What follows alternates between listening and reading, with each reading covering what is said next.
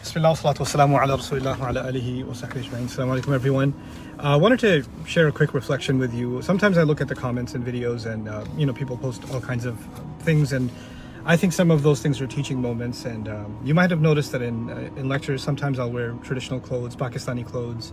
I'll wear Afghani clothes. I've even worn Malaysian clothes, and I wear American clothes and Western clothes, and I'll wear a suit and a tie and things like that. And we know in many Muslim cultures, we've been raised to think that when you dress in a way that is representative of your culture, so if I'm from Pakistan and I'm wearing a shalwar kameez, then I'm dressed Islamically. And if somebody's wearing their traditional Sudanese dress, then they're dressed Islamically. And if somebody's wearing the batik in Malaysia, then they're dressed Islamically. But if somebody's wearing a suit and a tie, they're dressed like the Westerner or like the non-Muslims. It's a secular dress. And this notion actually is something that I want to help all of you understand, at least from my point of view. I'm not saying that I have the correct understanding, but to the best of my ability.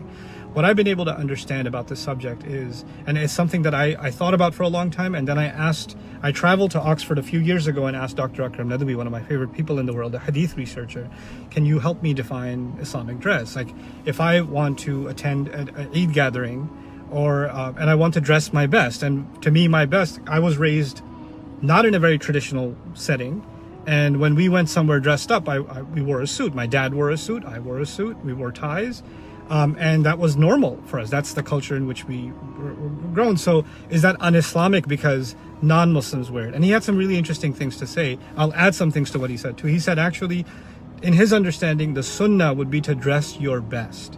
Our religion gives us guidance on how we should cover ourselves. The way that the clothing should be modest, it should be decent. But the style of clothing, and of course for men there's guidelines like we don't wear gold and silk, right?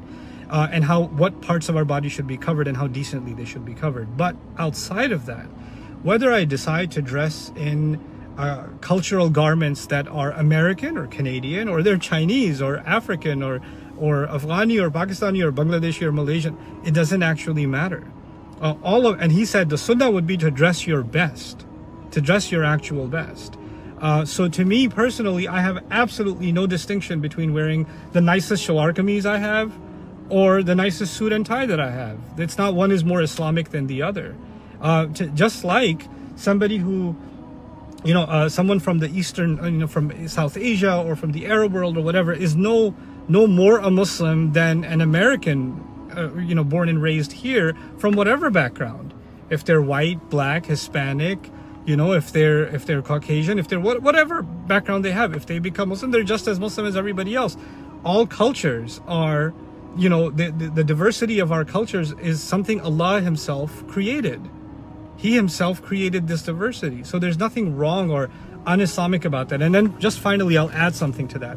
If today we had there was a time machine, and Abu Jahl from the Prophet's time, right? He traveled through time and he showed up in front of your house and he walked by your house dressing how he used to dress back in the day. You would look at him and you'd say, MashaAllah, I wonder what the Sheikh's name is. Because he'd have a beard, he'd have a turban, he'd have a thobe on, and you would think that this guy's dressed really Islamically. The worst enemies of Islam were dressed in Arab garments, right? So the Arab clothing isn't Islamic clothing. Pakistani clothing isn't Islamic clothing. What is Islamic is actually just you dressing nicely.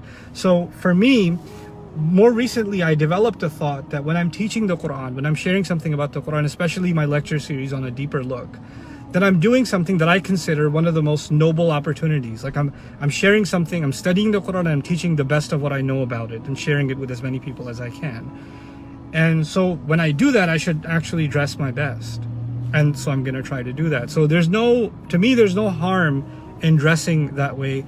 I don't think anybody who studies fiqh deeply and follows the usul traditionally would actually differ in any of these conclusions. So sometimes we develop these opinions about Islam that are actually not, they're not from the actual texts. They're not actually sourced in the Quran and the Sunnah if properly researched. So we just have to become a little more humble about what we don't know. And I pray if I'm incorrect about any of this, I pray that I'm corrected, and I pray that I learn better, inshallah ta'ala. But for now, to the best of my understanding, so long as the guidelines of what should be covered and modesty are observed, clothes from any culture are absolutely acceptable. And just on that same note, I know there's a lot of differences about the beard and whether it should be long or not, or you can color it or not, all that stuff.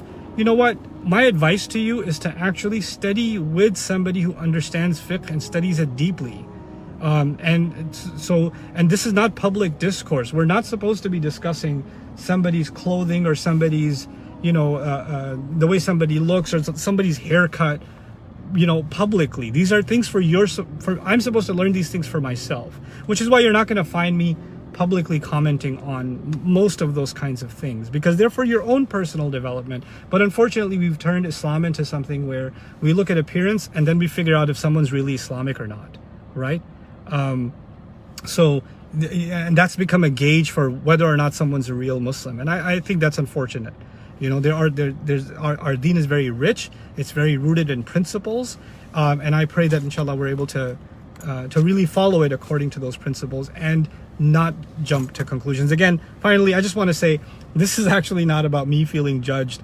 Why are you wearing a tie? Because I couldn't care less. Honestly, it doesn't even matter. But for me, I want you to know that this discussion is specifically about men. I'm not even talking about women's clothing today, but culturally, so long as you're following whatever guidelines, you're not any more or less Islamic. I'm not more Islamic because I'm wearing a shalwar kameez or a thobe, and less Islamic because I'm wearing a t-shirt. That's not true. That's just not true. Let's speak about our deen in a way that represents the teachings of our deen, and think about it in a way that Allah and His Messenger would want us to think about it. Barakallahu li wa lakum. Assalamu alaikum wa rahmatullahi wa barakatuh.